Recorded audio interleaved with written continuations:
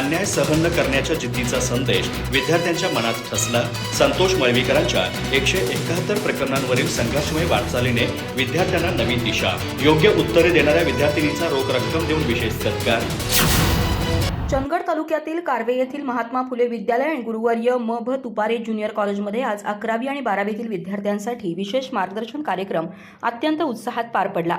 या उपक्रमात प्रमुख मार्गदर्शक म्हणून ॲडव्होकेट संतोष मळवीकर उपस्थित होते, तर कार्यक्रमाच्या अध्यक्षस्थानी खेडूत शिक्षण मंडळाचे सचिव MM तुपारे होते। कार्यक्रमाचा प्रास्ताविक पर्यवेक्षक TS चांदेकर यांनी करताना संस्थेच्या कार्याचा आढावा घेत पाहुण्यांची ओळख करून दिली।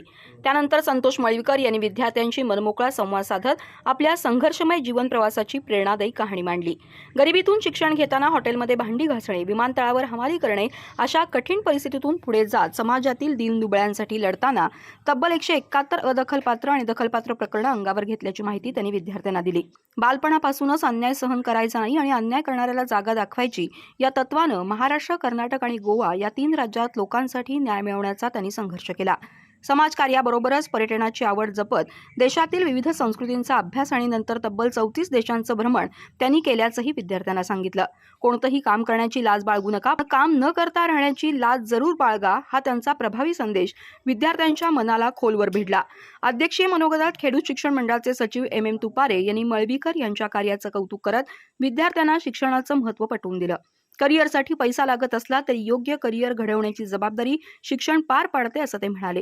दरम्यान मळवीकर यांनी विचारलेल्या प्रश्नांची तडकाफडकी उत्तरं 2 विद्यार्थिनींनी दिली। त्यांच्या या उत्साहवर्धक प्रतिसादासाठी खेडूत शिक्षण मंडळाचे संचालक शामराव मुरकुटे यांच्या वतीनं त्यांचा रोख रकमेनं विशेष सत्कार करण्यात आला। या कार्यक्रमाला सुनील नाडगौंडा ज्युनियर कॉलेजचे प्राध्यापक, प्राध्यापिका, शिक्षकेतर कर्मचारी तसंच मोठ्या संख्येनं विद्यार्थी उपस्थित होते। कार्यक्रमाचं सूत्रसंचालन प्राध्यापक SS पावले यांनी केलं, तर आभार प्राध्यापक PY पाटील यांनी मानले। अधिक माहिती आणि ताज्या घडामोडींसाठी आजच आमचे चॅनल सबस्क्राइब करा।